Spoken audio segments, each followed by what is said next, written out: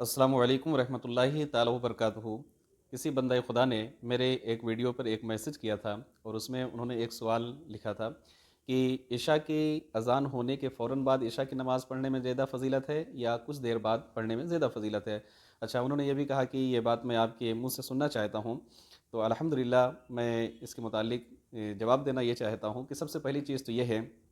कि फ़िक़्ह हनफ़ी में जो इशा की नमाज़ के मुतालिक जो वक्त के बारे में बताया गया है वो ये है कि जैसे ही मगरिब का वक्त ख़त्म होता है वहाँ से इशा का वक्त शुरू हो जाता है, और ये वक्त जो रहता है वो तुलुए फ़जर तक, यानी जहाँ से फ़जर का वक्त शुरू होता है वहाँ से इशा का वक्त ख़त्म होता है। अब इस दरमियान अगरचे कोई शख्स इशा की नमाज़ पढ़ता है तो अल्हम्दुलिल्लाह उसकी नमाज ये अदा रहती है, कज़ा नहीं होती है। अब रही बात ये कि फ़जीलत की बात, तो सैयदना इमाम आज़म अबू हनीफ़ा रज़ियल्लाहु ताला अन्हु के नज़दीक ये है कि इशा की नमाज़ तिहाई रात तक ताख़ीर करना ये मुस्तहब है, और आधी रात तक मुबाह, यानी जबकि फ़र्ज़ पड़ चुका हो इशा की, और अगर रात ऐसी ढल गई तो ऐसा करना ये मकरूह करार दिया गया है। हाँ, ये ज़रूर है कि फ़िक़्ह हनफ़ी में अगर आसमान में अब्र छाए हों यानी बदली हो तो असर की नमाज़ और इशा की नमाज़ ये जल्दी पढ़ने का हुक्म दिया गया है। रही बात फ़जीलत की, तो इसके मुतालिक फ़ुक़हा किराम फ़रमाते हैं कि अगर गर्मियों के अय्याम चल रहे हों यानी गर्मी के दिन चल रहे हों तो इशा की नमाज़ अव्वले वक्त में पढ़ना ये औला है। यानी कि अगर इशा की अज़ान हुई तो कोशिश ये करें कि जल्द से जल्द इशा की नमाज़ आप अदा कर लें। ऐसा अगर आप करेंगे गर्मियों के दिन में तो ये औला है। और अगर सर्दियों के अय्याम चल रहे हैं, जैसे कि अभी ये सर्दी का मौसम है, तो इशा की अज़ान होने के बाद अगर आपको थोड़ा से ताख़ीर हो जाती है तो ताख़ीर से अगर पढ़ेंगे तो ऐसा करना ये अफ़ज़ल है। तो पता ये चला कि गर्मियों के दिन में इशा की नमाज़ जल्दी पढ़ेंगे तो उसमें बेहतरी है, और सर्दियों के दिन में अगर थोड़ा देरी से पढ़ेंगे, ताख़ीर से पढ़ेंगे तो ये अफ़ज़ल है और ये फ़जीलत वाली नमाज़ है। अब रही बात ये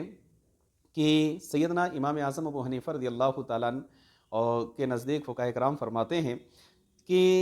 इशा की नमाज़ पढ़े बगैर अगर कोई शख्स सो जाता है तो ये मकरूह है, और इशा की नमाज़ पढ़ने के बाद अगर कोई शख्स दुनियावी बातें करता है तो ऐसा करना भी मकरूह है। तो बेहतर यह है कि कभी भी कोशिश ये रहे कि इशा की नमाज़ पढ़े बगैर ना सोएं, और इशा की नमाज़ पढ़ने के बाद ज़िक्र व अस्कार करें, तिलावत कुरान करें, और ज़िक्र खुदा, ज़िक्र रसूलुल्लाह ये करके सोएं। लेकिन ऐसा कहाँ है, लोग मोबाइल में या दुनियादारी में मसरूफ़ियत रहती है लोगों की। तो कोशिश ये रहे कि अगर सर्दियों के अय्याम चल रहे हैं तो इशा का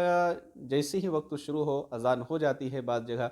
तो थोड़ा से ताख़ीर करके पढ़ेंगे तो ये अफ़ज़ल है। और अगर गर्मियों के अय्याम चल रहे हैं तो उसमें जल्दी कोशिश करें कि आप पढ़ लें, तो ये बेहतर है आपके लिए।